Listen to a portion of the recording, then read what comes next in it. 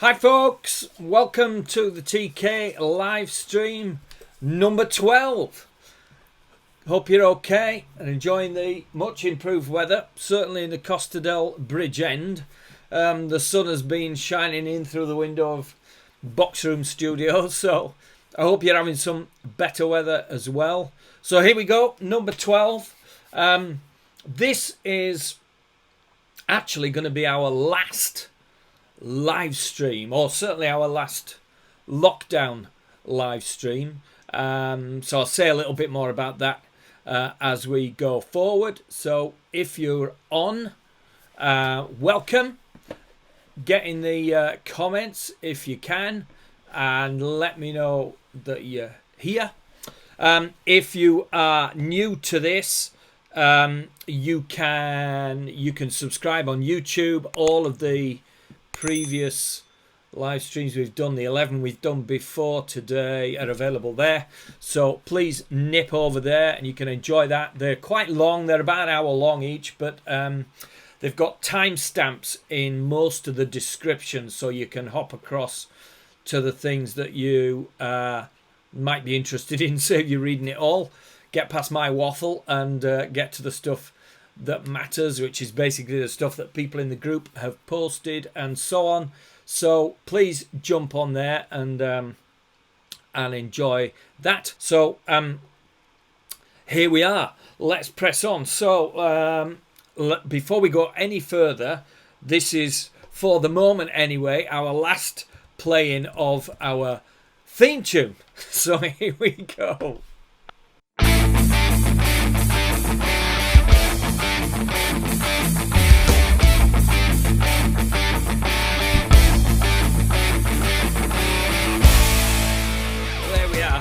That's how I'm gonna really miss that. I'm gonna need to play the theme tune just occasionally when I'm here on my own. So today's gonna be slightly different. I've got a book that I'm gonna give away as always at the end, so please stick around for that because it's an absolute corker. And if nobody's on, well, that's fine. I will just keep it. It's one of those books that I always have a copy here to give away because it'll come up in fact, I've had 2 or 3 now. I've only got 1 left. But because it comes up in conversation, or people say, "Oh, you got a really good book," and if people are here in the house, then I can just give it to them, or I can send it along if needs be. So it's really good. So I'm not going to go into the posts today at any length. There's a lovely post. I think it was Kerry who there was a post in there. Here we go. So this is the picture and preventing school-based anxiety. It's from Lincolnshire County Borough Council, who have released the document. It's a free document. There's some similarities in it to the Helping Kids Back to School After Lockdown document that we at TRM Academy released, but Kerry shared that, and I've since shared it on my other work page, JonnyMatthew.com work page, which is just where I tend to post stuff. It's less interactive. And then Cheryl Powell also posted. Now, we discussed these books last week. These are the little attachment series of books which Sir John Timpson has written, and actually you can buy these online. You can get online and buy them, but if you go to a Timpson's bookshop, certainly they used to give them away, and that was Cheryl's experience. I know she mentioned that in the post. I've got a set of these here which I draw upon occasionally. The cartoons and that are great. So there's a couple of posts there. So just to encourage you, I noticed today I think we're up to 1,400 people in the group now, so please guys, get stuck in. Welcome if you're new. I know 25 people new to the group this week. In fact, I opened the group this morning and there were 41 requests to join, but a whole load of them hadn't answered any of the questions, so I had to quickly message them all saying, I want to click you in, but you need to kind of accept the group rules and tell us a bit about yourself, just as a kind of safeguard really for the rest of us. So that's fantastic. So please get stuck in, and if you're new to it, if you found something useful, the chances are it'd be useful to other people as well. So please, please post it.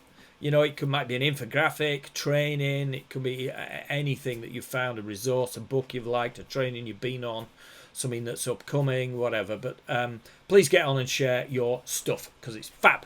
Okay, I am this week just going to share a book. As we said before, this is our last live stream, and I was sort of umming and ahhing about what to do, and as is my want, I tend to kind of go with my guts really and think about, all right, this is what I'm sort of feeling for it, so I'll go with that, and hopefully it'll help some people. So I want to share a book with you today. Here it is. Ego is the Enemy by Ryan Holliday. It's an odd choice, I agree. I grant you that. But I guess what I wanted to do was to leave you with something, a kind of friendly gesture, really, a bit of a thing that I could give you that's part of me. It's not particularly my work head, but it's what I try and bring to work. And I know it seems a little bit kind of oxymoronic in a way to say I want to give you a bit of me and then say I'm going to talk about a book that's called Ego is the Enemy. So maybe that's a bit contradictory. But it's been such an impactful book for me, this. It was recommended to me by my little brother, Pete Matthew, who is a financial planner, chartered financial planner, and a voracious reader and far more intelligent than I am. And he happened to mention this in one of his social media posts. So I picked it up and read it and was just completely blown away by it. It's one of those books that it kind of lives in the top 5 of my kind of best books ever read. Across the board, that includes workbooks, Christian books, church books. It includes kind of fiction. If I had to take everything I've read and find the top 5, this would definitely be in it, and it'd probably be well up there in the top 3, I reckon, because it was such a changing. It changed the way I saw the world, really. It accorded with lots of things that I'd felt already, and sort of seeds of thoughts that were already there. But it really twisted my dials. It challenged me. I mean, it's a very challenging book. But I wanted to share it with you. So I'm going to let me just hop back on here and open this up. So here it is. This is the kind of Amazon page,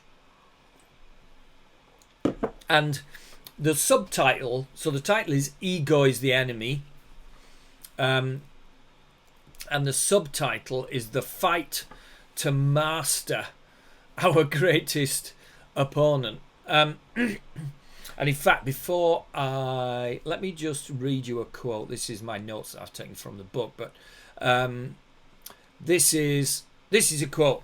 It blocks, talking about ego, it says it blocks us from improving by telling us we don't need to improve. Then we wonder why we don't get the results we want, why others are better, and why their success is more lasting. So I guess that's the first thing for me, really, is that if we are people who strive to improve, we work in the fields we're in to improve the lives of other people. It's a work of service.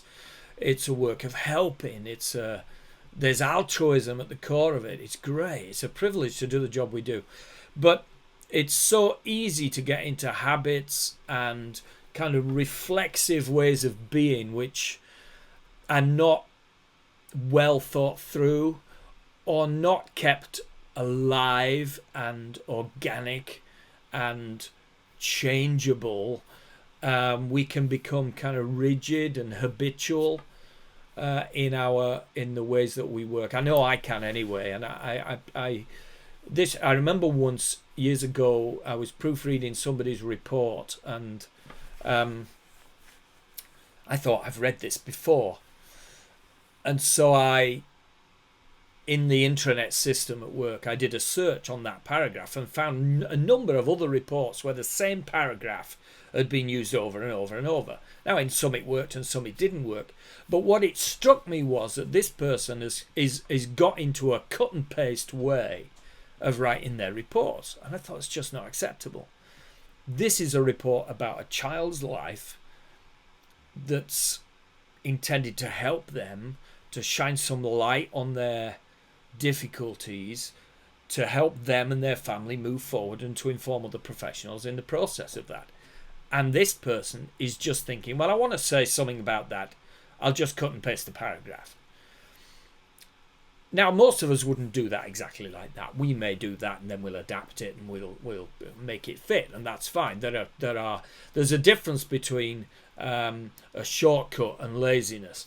And we want to avoid laziness. But I thought, to me, it was almost axiomatic of the tendency we can all have at times when we're tired or we run down or we're just a bit fed up, to get into ways of working that are not constantly changing, constantly improving and being updated.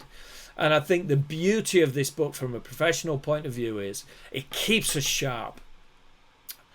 And it makes us stay sharp. Really, the book is about why we need to stay sharp.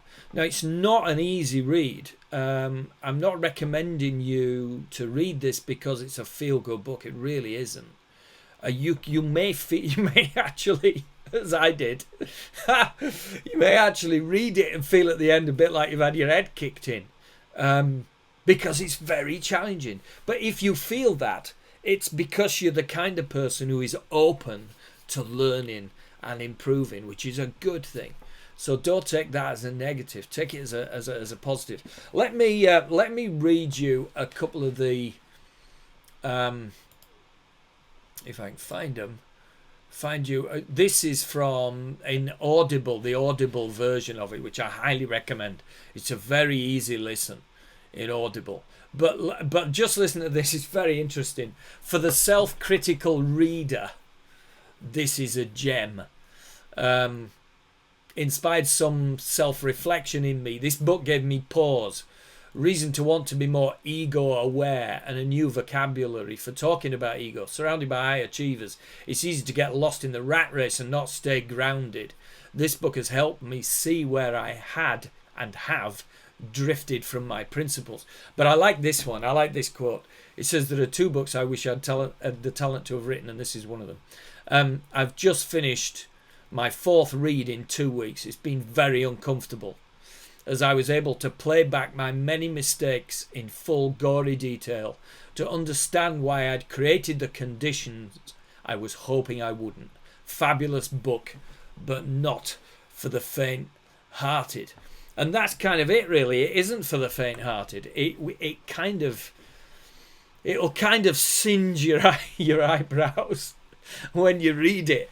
It's a tricky one. Now, but I urge you to please read it. Honestly, I mean, it is superb. Now, so let me tell you a little bit about the organisation of it. So, it's written around three kind of sections, 3 parts: aspire, success, and failure. And what it's saying is, we all aspire to achieve something. We will find a modicum of success, but we need to watch for failure. And quite often, ego is at the heart of failure. So let me just share the just some quick quotes from each of these 3 areas. So this is the aspire quote. So this is at the beginning of part 1 of the book. Let me turn me off because you can't see the full quote there, can you? It says, here we are setting out to do something. So we're at the beginning of this journey. We have a goal, a calling, a new beginning. Every great journey begins here. Yet far too many of us never reach our intended destination. Ego, more often than not, is the culprit. We build ourselves up with fantastical stories. We pretend we have it all figured out. We let our star burn bright and hot only to fizzle out, and we have no idea why. These are the symptoms of ego, for which humility and reality are the cure. Wow. I mean, stick that in your pipe and smoke it. We build ourselves up with fantastical stories. We tend to have it all figured out. We let our star burn bright and hot, only to fizzle out. And I love this idea. These are the symptoms of ego, for which humility and reality are a cure. Now, he talks in depth about this. What's lovely about the book is he goes on, he talks about people in real life, characters from history, from the military, from literature, from business, and he talks about their stories to illustrate these basic ideas that he's talking about, and this one single central idea that ego is the enemy. And it's really it's an easy book to read from a language point of view and from a conceptual understanding point of view. It's a difficult one from a personal point of view if we remain open to the lessons from it. So the next bit is success. So he's basing this on the idea that, we'll have a modicum of success, most of us, even if we just get a job and keep it and we think we're okay at it, and that's fine. But then he's saying this is a kind of junction point at which we can go on to better things through this constant self-improvement, or we can get caught by the trap which is ego. So here's what he says. Here we are at the top of a mountain we worked hard to climb, or at least the summit is in sight. Now we face new temptations and problems. We breathe thinner air in the unforgiving environment. Why is success so ephemeral? Ego shortens it. Whether a collapse is dramatic or a slow erosion, it's always possible and often unnecessary. We stop learning. We stop listening. We lose our grasp on what matters. We become victims of ourselves and the competition. Sobriety, open-mindedness, organisation and purpose. God, I love that. These are the great stabilizers. They balance out the ego and pride that comes with achievement and recognition. I love that. I'm going to read that bit again. Sobriety, open-mindedness, organisation and purpose. These are the great stabilizers. They balance out ego and pride that comes with achievement and recognition. Wow. I mean, let me tell you a quick anecdote around this. One of the lessons that I'm sort of walking through and trying to learn at the moment is back in August, the end of August last year, I gave up my job in the Youth Justice Board, and I was a G7 civil servant in the Youth Justice Board, and I liked the title. I liked it. And I have to confess, when it came to packing it in, one of the things I struggled most was I couldn't introduce myself as somebody who worked in the Youth Justice Board. I was proud to work there. I worked with some excellent, fine people there, and between us we achieved some really good stuff. There was no doubt about it. But I found myself struggling with not being able to say this is who I am. And then it struck me, well, who I am is not my job. Who I am is me, my character, who I am in the world, how I conduct myself, how I, conduct my marriage and my kids and my finances and my friendships and my faith and everything that's important to me. That's who I am, not my title. But isn't it interesting how these things become little security blankets for us? And I think that was an ego thing, and I felt quite sobered by that, really. And this book was one of the things that helped me to focus on that and to let that go. And I'm now in a situation again where I'm probably going to change role, and I'm aware of the same thing again. I have a title that I like, not because it's necessarily a badge of honour per se, but it's a quick hit. This is who I am. But part that comes with that is that I've reached this point in my career. This is what I can put on my door, if you like, or on my desk or whatever. But that's an ego thing. If you're struggling to give that up, surely that's an ego thing, because the title we have isn't the work that we do. The work we do is the interactions with the people. It's the reports we write. It's the meetings we conduct. It's the help we give and the service we bring to bear in other people's lives. That's the stuff that really matters. And yet the title has become important. So I just think it was a real help to me. As I said, not an easy to swallow help, but a help nonetheless. And then lastly, he taught, the last section of the book is about failure and how you handle it, and then how you can avoid it. So here's the quote at the beginning of this bit. He says, "Here we are experiencing the trials endemic to any journey. Perhaps we failed. Perhaps our goal turned out to be harder to achieve than anticipated. No one is permanently successful, and not everyone finds success on the first attempt. We all deal with setbacks along the way. Ego not only leaves us unprepared for these circumstances, it often contributed to their occurrence in the first place. The way to rise again requires a reorientation and increased self-awareness. We don't need pity, our own or anyone else's. We need purpose, poise, and patience." Wow. God, I love this book. It's just fantastic. So that's really all I wanted to say this week, is to urge you to read this book. For me, there are three things it does.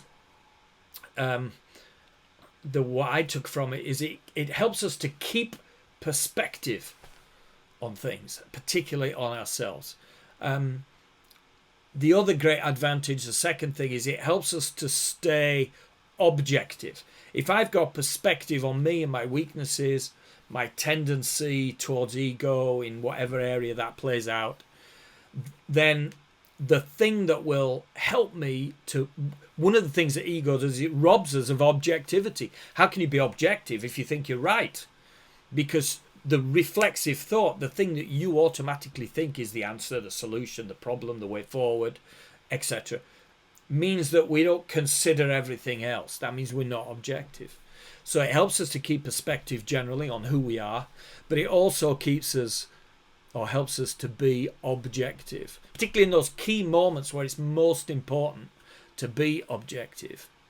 And then thirdly, it keeps us improving. And do you know what? Is there anything more important than to keep getting better at what we do? The longer we are in a job, the better we should be getting at it. And the longer we are in our general kind of life journey and the career direction that we've set for ourselves, the better we should get. And if we're not getting better and we feel we aren't, then maybe we need to sort of reflect and take stock and think about what may be holding us back. And I think one of the things that's holding us back is ego. And absolutely that is the case for me. And I've made a number of decisions, particularly in the last 2 years, I'd say, which were based solely around, I think the thing that was the hinge factor was this decision would be an egocentric decision. This decision is the opposite of that. This decision is about collaboration. It's about learning from others. It's about positioning myself to improve. It's about a de facto assumption that I absolutely don't know it all. I mean, really, I don't know it all. In fact, I was reading, and this is another one. You know, I said I would be reading Louise Bombay's new book, Know Me to Teach Me. It is superb. And I was reading this morning, just to illustrate this point. Where am I? I'm on page 160, so I'm getting there. But I was reading this morning about the enteric or intrinsic nervous system. There we are. I didn't know that. I didn't know that existed. I knew about the gut. I knew about the vagal nerve and a little bit about polyvagal theory. I know about somatic illnesses and the gastrointestinal link with stress and particularly trauma and so on. I knew that. But I didn't know about the enteric or intrinsic nervous system, which is a kind of second brain, and it's a kind of name for the bottom-up communication of the body to the brain. And people who get stuck in stress and trauma can react and behave and present out from this enteric nervous system, intrinsic nervous system. I didn't know that. I didn't know it was called that. I didn't understand the specific links that there were, and this book has fantastically helped me. Now, if we don't read, we don't discover golden nuggets like that. And so there we go. It's just brilliant. So it keeps perspective, it keeps us objective, and above all, it keeps us improving. So, you know, I hope this isn't. I really hope you don't think this is too preachy and a bit rubbish. I kind of really want you to get the guts that that this book has really helped me and changed me, and I hope you look it up. I put a link in the there's an affiliate link in the description and in the group, so you have a look at that if you fancy it. Get the audio book. It's cheaper and it's so easy to listen to. So if you're new to this, welcome. If you're watching on YouTube, let's have your email and then we can make sure you get future stuff as we put it up. Right, Adele says, ego is the enemy. Sounds very interesting and fits in with the increasingly reflective state I'm finding myself in during these ongoing bizarre times. Absolutely. Yeah, totally right, Adele. And I don't know about you guys, but if you've ever had therapy for anything or gone to counselling for anything, a kind of prerequisite of that is that you need help with something. And do you know what? I sometimes think that's half the battle with these things. If we accept that we need help and we move forward in that kind of open-hearted way, I think that'll really help us a lot. One of the things that Trish and I, from Dr. Trish Excuse from TRM Academy, who's a long-term close friend and colleague of mine who co-wrote the trauma recovery model, this triangle diagram up on the board with me. One of the things we often say when we're training is, right at the beginning, is encourages to hold your practice with an open hand. Don't hold on to it. Don't be defensive. Don't take suggestions or new knowledge or ideas and hear them in a defensive way. Kind of, well, no, I'm okay, thanks. I've got my practice here. I don't need other stuff. Try and hold your practice in an open hand that says, yeah, tell me how I can improve. What can I do better? Because I think it just postures us to learn. And there's something anti-ego about that sort of approach. Anyway, I'm getting preachy. Sorry, don't want to do that. So what I'm going to do now is, if you would like, I have got a cellophane bound copy of this.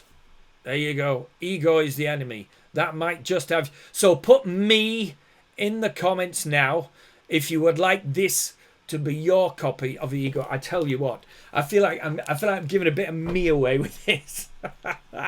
So you know, stick me in the comments, and I hope somebody wants it, because it is brilliant. I have to go and give it to a strange passerby if nobody wants it. So get in the comments, write me, and in a minute I'm going to play our excellent fanfare and give that away. So just to say, as far as where we're going to go forward from here,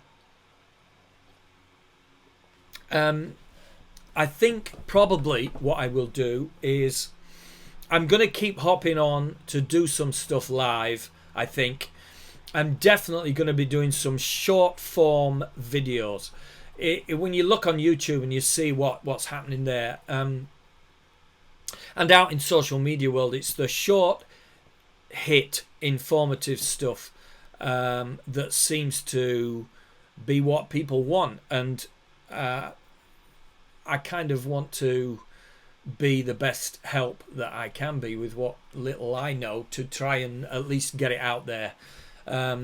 So I think I'll probably do some short form video stuff, maybe some definitional things, maybe some more in-depth book recommendations, because people seem to appreciate that and buy books off the back of that.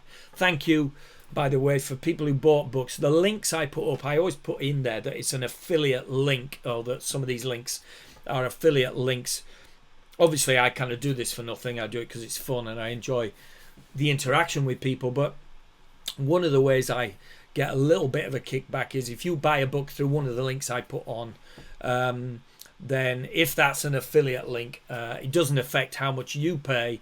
It just means I get a few pence as a result. And so that's, that's a way to just help me along a little bit. I think book reviews seem quite useful, so I'll maybe do a bit of that. I quite like to do some definitional stuff, maybe quick hits. What is attachment, what is polyvagal theory, what do we know about trauma and the brain, and those kind of things. Just little short bits to see. I would like at some point to return to this format because I really, really enjoy it. And one of the things that Trish and Dusty and I in the TRM Academy are trying to do is to build work streams that allow us to travel less.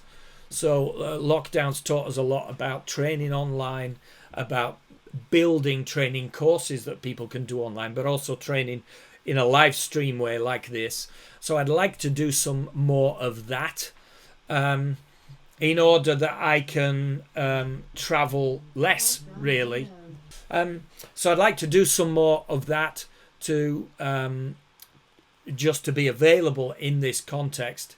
When we'll do that, what's the best day to do that, how often, is totally up for grabs, guys. So if you've got a view, please let me have it. You can email me or DM me on Twitter or whatever, and just let me know. Email is best for direct line through, because I don't tend to check Twitter that much. So if you've got thoughts on that, please let me know. I would like to do some interviews to try and get some people on Zoom who would be useful, people who know, more than I'll ever know, but who might be really useful to you guys.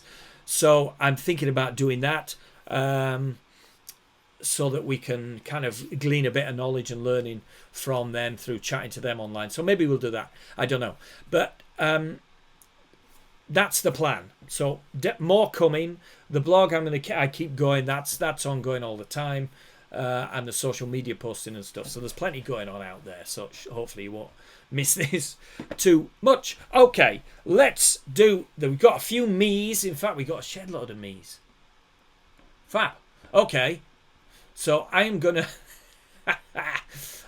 flick through that, but only when we've had our This is the last playing of the book giveaway fanfare in the lockdown live stream, at least for now anyway. So here we go.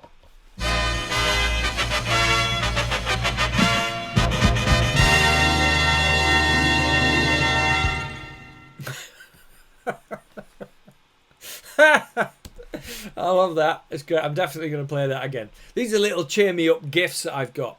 That I should play the TRMA one. Have I ever played you that? Because that's really good. Let me just play this really quick. Just because I can. It's a bit more sedate and proper. Here we go.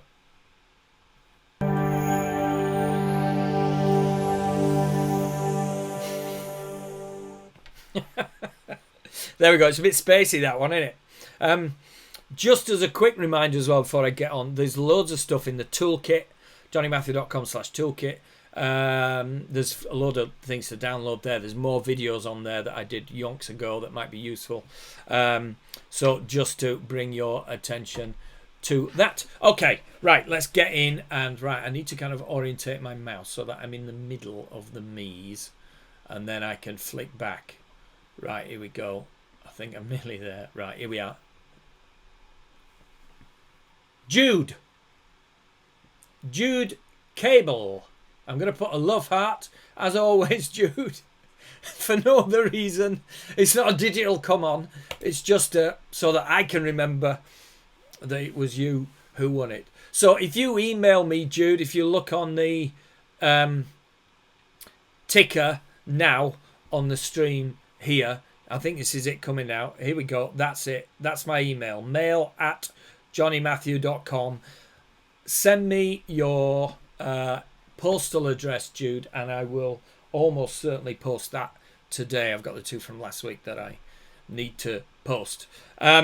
So that's the book giveaway. Sorry to the rest of you. Thank you for chipping in and being good sports around this. It's been really good. I mean, I bought books. Karen keeps saying to me, have you to buy that book to give away? And I say, yes, I have. But it's great. I love it. So I love it when people give me books. So I hope that's been useful to you and inspired you to read some more. Please read. Just as an aside, what I do and have long done is for half an hour before I do any, even before I switch my computer on. I have a 30-minute thing. I set 30 minutes on my watch, and I read for 30 minutes every morning. And I tell you what, you get through some stuff. And obviously I use Audible a lot as well when I'm out and about and driving and things. So that's where you can get through a book a week, quite easily if you focus on it. And it's rich. It's food for the brain, and it's good for the soul. So just to say, the book Ego is the Enemy and all the other stuff are in the description, and there's a post on the page as well, so you can get that there if you want. So lastly, I just wanted to finish really by saying thank you for being on. This was a bit of a leap in the dark for me, doing the live stream. Never done it before. 55 years old, having to learn 2 brand new bits of software that were kind of really mind-fryingly complicated at first, but actually not so bad when you get a grip of them. But again, if we don't keep learning, we don't get used to taking on fresh challenges. So I just want to say thank you for being there. It was lovely to go live and find friends and former colleagues and people I haven't met before. I feel like I know some of you, even though I've never met you, and it's just been a delight to spend some time with you. And I know it's me spending time with you because you don't get to say much. But it's felt like we're in it together. And the fact that the comments are up there and I can kind of draw on those and say hi to people, and there's a little bit of chat going on, has been amazing. So even though this has been me streaming, my aim always was that it wasn't going to be all about me, and that it will be about other people as well, and it'd be about trying to marshal like-minded people into a place where we could all benefit. So I really hope that's been a blessing and a help to you in what you guys are doing. I have certainly benefited. I mean, every day in the group there's stuff that I really find benefit in, whether it's just an infographic or a link or a thought or whatever it might be. I really appreciate it. And just the fact that people are selfless enough to post is a delight. So thank you for posting. Thanks for sharing your gems. Thanks for giving up your time, those of you who listen live, and those of you who are listening afterwards as well. I really appreciate it. If you want to get me, you can get me at mail@johnnymatthew.com. All the TRM Academy stuff, I don't know if I've got a link for that, actually, bizarrely. I thought I had a link to put on the top, but I haven't.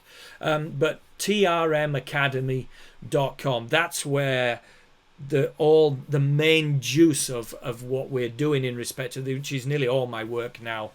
And it looks as if in the next 3 or 4 months that will be a full-time work, just throwing ourselves at that to try and make that work. So you can get all kinds of stuff. You can download this model for nothing on there. Just go to trmacademy.com/stuff and you'll be able to find that there. You can get that for nothing, as I say, and there's all kinds of other stuff on there. The self-care course is on there, and that's the self-care link as well. So thank you, keep well. Above all, 2 things as always to leave you: you are your most important client. Before I say briefly a bit about that, remember the message of this book. This is the fight to master our greatest opponent. I know in my life the biggest enemy I've got is me, my failings, my weaknesses, my gut reactions, my defensiveness, my pride. And so please read that book. You will not regret it. But please look after yourselves. You know what? For every kid who's suffered ACEs, who is dealing with traumagenic behaviour, who's living in shit and awfulness and fear and difficulty, who comes to the attention of services, they meet us. Bless them. You know, they get to meet us. And it almost makes you feel sorry for them, doesn't it? But you know what? If we're looking after ourselves and we're expanding ourselves, when they meet us, they meet the best possible version of us. And you know what? If you were meant to be there and they were meant to meet you as a result of whatever you blame fate on, then surely when they meet us, we want them to get the best possible advantage from that. And they can only do it if you are well. They can only do it if you've slept enough. They can only do it if your diet is right and you've got enough rest in your diary. So please look after yourselves. Guys, it's been fab. I've loved it. I look forward to hooking up with you again in the autumn. Meantime, please post and keep going. Keep going. The kids you serve and their families need you and me to keep going. So let's do it, eh? Bless you. Thanks for joining. Thanks for being part of it. Thanks for giving of yourselves. And I'll catch you again soon. Cheers.